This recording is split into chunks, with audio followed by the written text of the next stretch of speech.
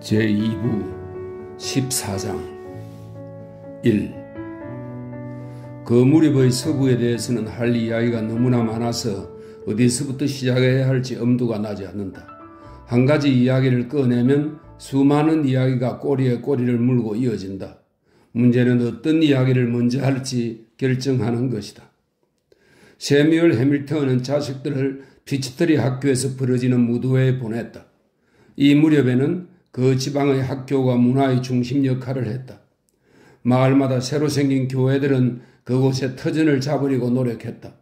비교적 초기에 들어온 가톨릭 교회들은 안이한 전통에 머문 채 차츰 선교 사업을 포기했다.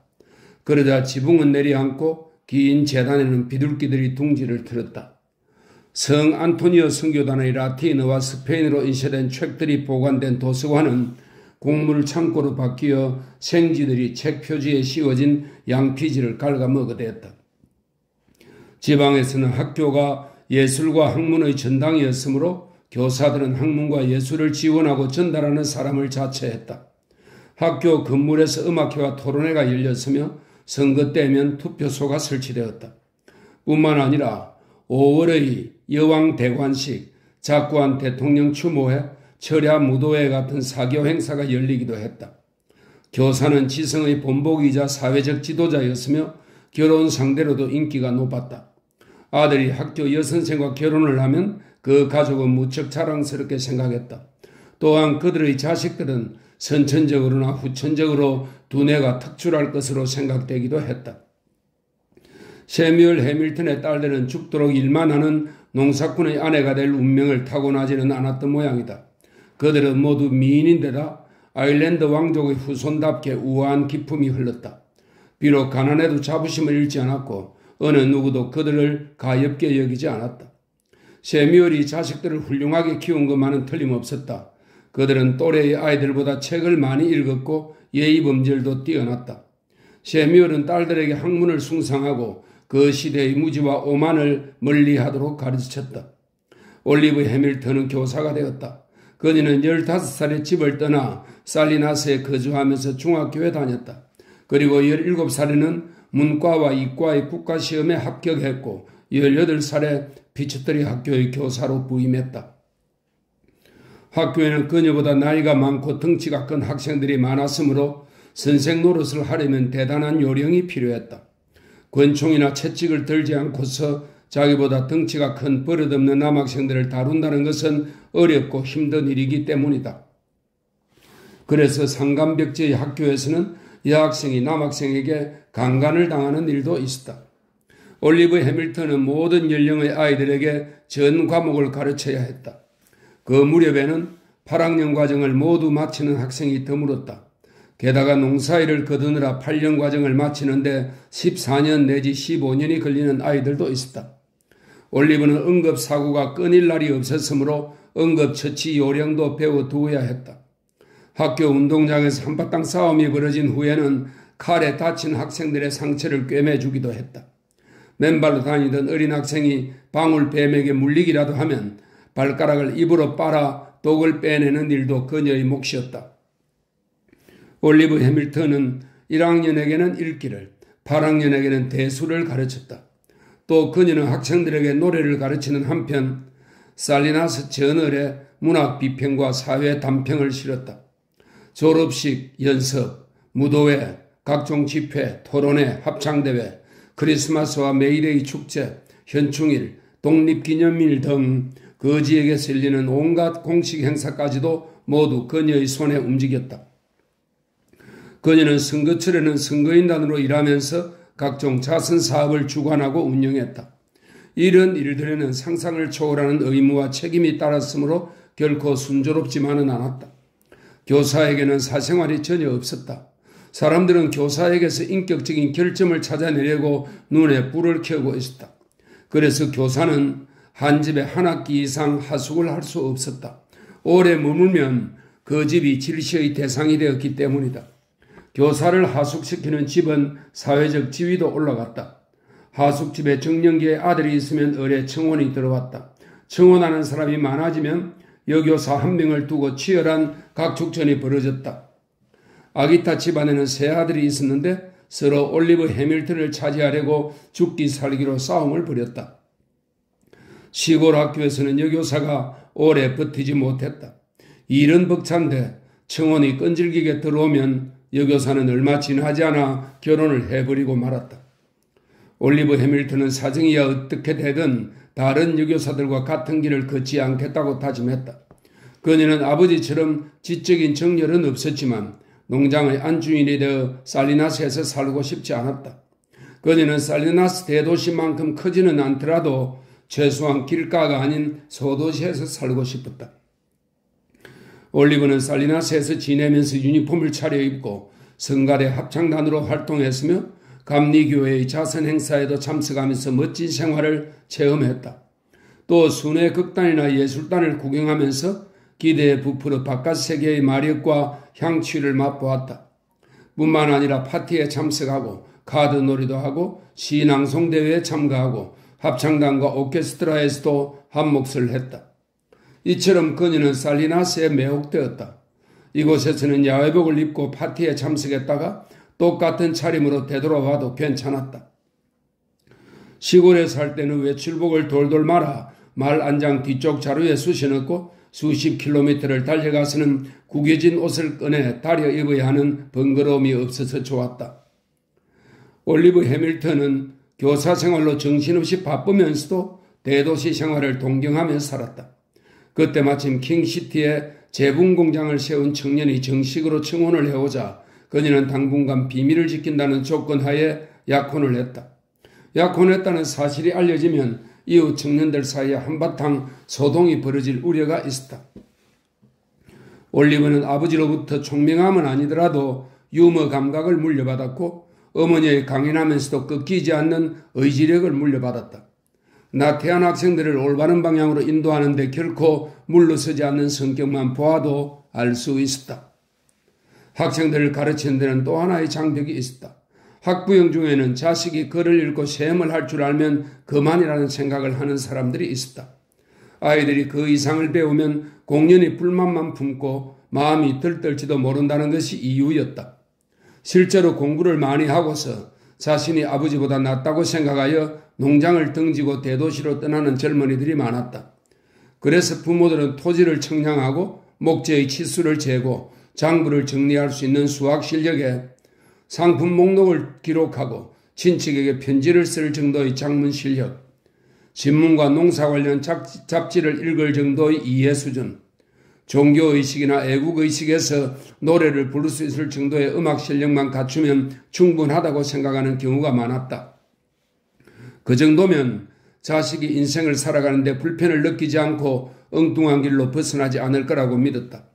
그 이상의 지식은 의사, 변호사, 교사와 같이 보통 사람들과는 다른 계층의 사람들에게나 적합하다는 생각을 갖고 있었던 것이다. 물론 그 중에는 세뮤얼 해밀턴처럼 별난 사람이 있기도 했다. 사람들이 세뮤얼을 좋아하고 너그럽게 대해주긴 했어도 만약 그가 우물을 못 파고 말에 편자를 달아주지도 못하고 탈곡기를 돌릴 줄 몰랐다면 그의 가족이 어떤 대우를 받았을지는 아무도 모를 일이었다.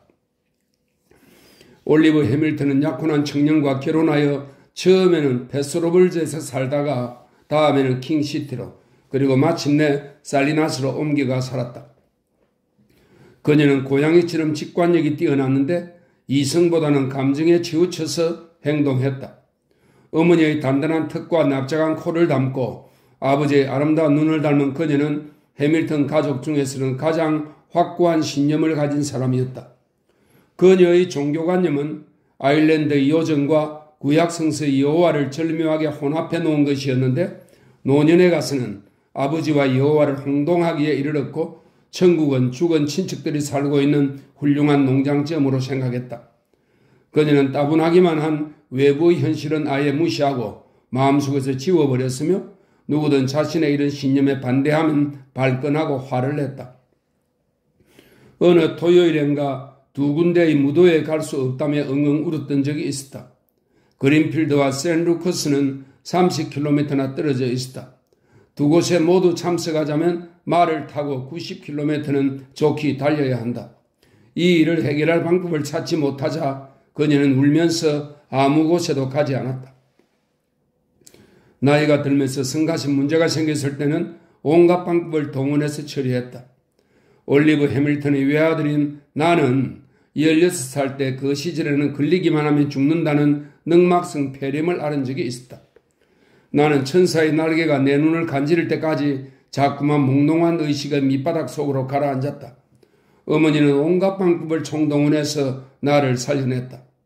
감리교회의 목사가 찾아와 나를 위해 기도해 주었고 집 옆에 있는 수녀원의 원장과 수녀들이 하루에 2번씩이나 찾아와 하늘을 향해 나를 들어올리고 구원의 기도를 올렸으며 크리스천 사이언스의 강독사로 일하는 먼 친척벌 되는 사람이 찾아와 명상을 도와주었다. 당시에 알려진 온갖 주문과 마법과 약초를 썼으며 마을에서 가장 유명하다는 의사들과 간호사 2명을 고용했다. 이런 방법의 효험이 있었는지 나는 완쾌되었다. 어머니는 아들인 나와 딸 셋을 사랑하면서도 엄격하게 키웠다. 우리에게 설거지, 빨래와 같은 집안일을 시켰으며 예절을 가르쳤다. 화가 나면 끓는 물에 데친 아몬드 껍질을 벗기듯이 버릇없는 아이가 당장에 고분고분해질 정도로 무서운 눈초리로 쏘아보았다. 폐렴을 앓고 난 나는 다시 걷는 연습부터 해야 했다. 9주 동안이나 병석에 누워 있었으므로 근육이 이완되고 회복기의 나른함이 온몸에 배어 있었다. 부축을 받아 일어날 때도 온몸이 결렸고 늑막에서 고름을 빼내기 위해 절개했던 옆구리가 무진장 아팠다. 나는 침대에 쓰러져 울부짖었다. 못 일어나겠다 말이야. 그러자 어머니가 무섭게 노려보면서 말했다. 일어나. 아버지는 온종일 일하시고도 밤을 꼬박 새우셨어. 그리고 너 치료하느라 비까지 지셨어. 어서 일어나. 나는 벌떡 일어섰다. 어머니에게 빚이란 치욕스러운 말이며 불명예스러운 개념이었다. 매달 15일이 넘도록 갚지 못한 계산서의 숫자는 모두 빚이었다. 빚이란 단어에는 더럽고 수치스러우며 불명예스러운 의미가 담겨 있었다.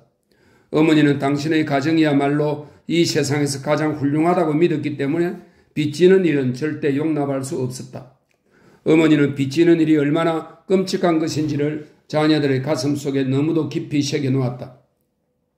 이 때문에 빚지는 일이 생활이 되어버린 오늘날의 경제체제에서도 나는 지불 기한이 이틀이 지난 청구서가 있으면 안절부절 못한다.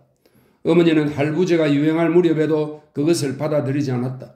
월부로 산 것은 온전히 자기 소유가 아니고 빚진 것이라고 생각했기 때문이다. 어머니는 필요한 물건이 있으면 미리 저금을 했으므로 우리 집은 이웃들에 비해 한두 해쯤 늦게 살림살이를 장만했다. 2. 어머니는 대단히 용기 있는 분이었다. 물론 자식을 기르기 위해서는 용기가 필요할지도 모른다. 1차 세계대전이 일어났을 때 어떻게 대처했는지 이야기해야겠다. 어머니의 사고방식은 국제적이지 못했다. 어머니의 첫 번째 영역은 가족이 살고 있는 곳이었고 두 번째 영역은 살고 있는 고장인 살리나스였으며 세 번째 영역은 명확하지 않은 기형적인 윤곽이었다. 어머니는 우리 마을의 기병대가 소집을 당해 열차에 말을 싣고 바깥 세계로 출발했을 때도 전쟁을 실감하지 못했다. 우리 집에서 모퉁이를 돌면 보이는 집에 마틴 홉스라는 사람이 살고 있었다. 그는 몸집이 땅딸막했고 빨강머리에 입이 크고 눈이 붉으스름했다. 그는 살리나스에서 가장 수줍음이 많은 청년이었다. 누군가가 아침 인사라도 하면 당황해서 얼칠 줄을 몰라 했다. 그는 무기고에 농구 코트가 있는 C2중대에 배속되었다. 독일군들이 눈치가 빨라서 어머니가 어떤 사람인지 파악했다면 그처럼 어머니를 화나게 하는 짓은 저지르지 않았을 것이다. 하지만 그들은 어머니의 마음을 헤아리지 못하는 멍청이들이었다. 마틴 홉스를 죽이는 순간 그들은 이미 전쟁에 진 것이나 다름없었다. 홉스의 전사 소식에 흥분한 어머니는 그들과 맞서기 시작했다. 어머니는 남에게 해를 끼친 적이 없는 선량한 홉스를 누구보다도 좋아했다. 그런 홉스가 죽자 어머니는 독일 제국에 선전포고를 하고 나섰다. 어머니는 군무를 만들거나 털실로 양말을 짜는 것으로는 성에 차지 않았는지 직접 무기가 될 만한 것을 구하러 나섰다. 어머니는 한동안 다른 부인들과 함께 적십자 제복을 입고 무기고에서 붕대를 감는 일을 하여 좋은 평판을 얻었다. 하지만 어머니는 독일 황제의 심장을 찌르지 않고서는 분이 풀리지 않았다. 어머니는 피의 복수를 통해 마틴 홉스의 원수를 갚고 싶었다. 그래서 자유국채라는 무기를 찾아냈다. 감리교회의 지하실에서 성조회의 과자를 만들어 팔아본 일 외에는 장사를 해본 적이 없는 어머니는 무더기로 국채를 팔기 시작했다. 어머니는 정신없이 일에 매달렸다. 국채를 사지 않는 사람들에게는 위협도 불사했던 것 같다. 어머니는 국채를 사준 사람들에게는 실제로 전투에 참가해서 독일군의 배를 총금으로 찌르는 것 같은 자긍심을 심어주었다. 어머니의 매출 실적이 어마어마하게 증가하자 재무부는 이 별난 여전사에게 주목하기 시작했다. 처음에는 인쇄된 감사장이 날아오더니 나중에는 재무장관의 서명과 인장이 담긴 서신이 도착했다. 놀랍게도 어머니에게 하사품이 도착했고 우리는 그날로부터 어머니를 자랑스럽게 여기기 시작했다. 하사품이란 독일군의 철모, 총금, 유산탄이 박힌 흑당과도 같은 전리품이었다. 철모는 너무 작아서 우리 머리에는 맞지 않았다. 우리는 직접 전투에 참가할 자격이 없었으므로 나무로 만든 총을 메고 행진했는데 그보다는 어머니가 벌이는 전쟁이 더 멋진 것 같았다. 어머니는 당신의 능력 이상으로 그 지방의 어느 누구보다도 많은 공헌을 했다. 그러고는 이미 세운 놀라운 성과의 4배나 되는 실적을 올린 다음에는 영광스럽게도 군용기에 탑승하는 포상을 받게 되었다. 아, 우리는 어머니를 얼마나 자랑스러워했던가. 아무리 상상을 내보아도 그보다 더 큰 영광은 있을 수 없었다. 하지만 기왕 말이 나온 김에 밝혀둘 사실이 있다. 안타깝게도 어머니에게는 누가 뭐라고 해도 절대로 믿지 않는 몇 가지가 있었다. 우선 어머니는 해밀턴 가족 중에 나쁜 사람이 있다는 것과 비행기의 존재를 믿지 않았다. 실제로 비행기를 보았음에도 불구하고 전혀 믿지 않았다. 나는 어머니가 비행기를 타고 어떤 기분을 느꼈을지 상상해 보려고 했다. 어머니는 분명히 두려움에 떨며 어쩔 줄 몰랐을 것이다. 도대체 존재하지도 않는 것을 타고 어떻게 하늘을 날 수 있다는 말인가. 벌을 주기 위해서라면 모르지만 그것은 상이고 명예이며 영광이었다. 어머니는 우리의 눈동자에 담긴 숭배의 빛을 보고는 어쩔 수 없이 비행기에 타야겠다고 마음먹었을 것이다. 비행기를 타지 않는다면 집안의 수치가 될 터였다. 그야말로 사면초가였다. 어머니는 존재하지도 않는 것에 올라타기로 결심한 순간부터 자신은 이미 죽은 목숨이라고 생각했을지도 모른다. 어머니는 오랜 시간을 들여 유언장을 작성하고 법적으로 유효한지 확인했다. 그런 다음 아버지가 구애를 할 때부터 써보낸 편지들이던 자단함의 뚜껑을 열었다. 우리는 그때까지도 아버지가 어머니에게 시를 써 보낸 줄은 모르고 있었다.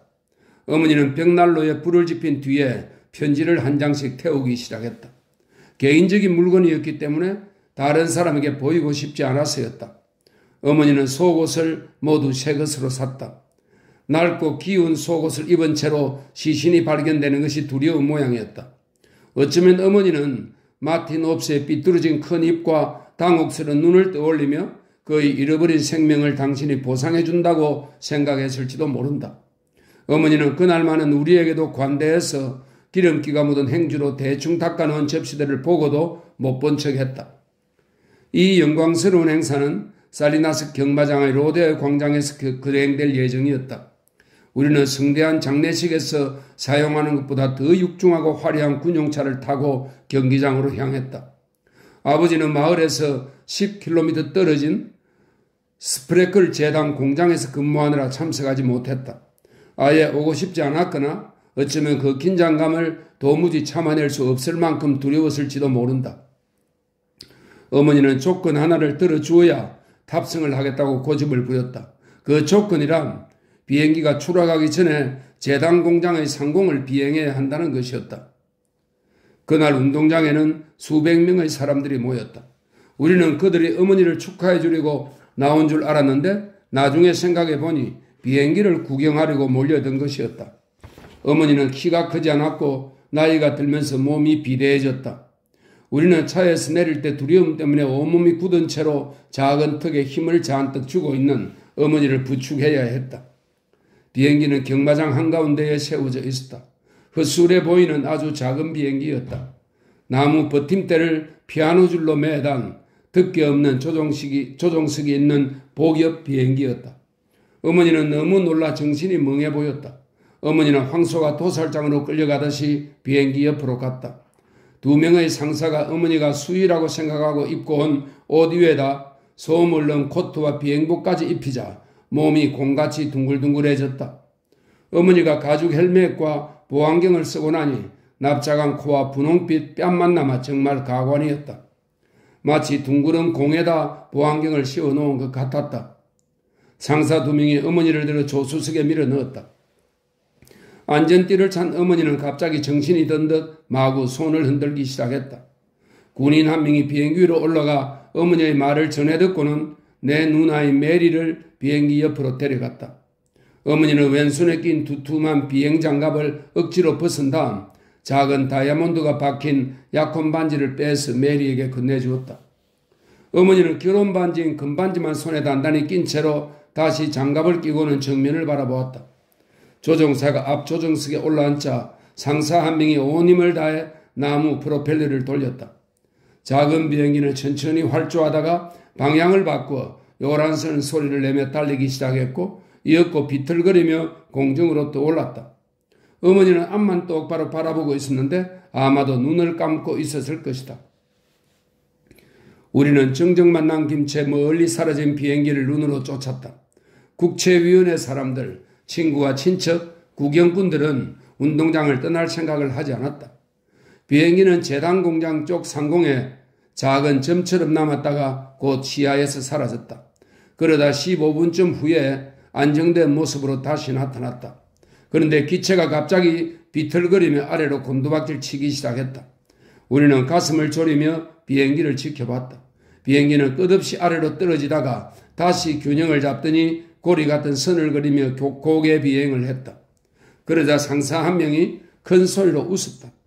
비행기는 잠깐 동안 균형을 잡고 날다가 다시 미친 듯이 고개를 했다.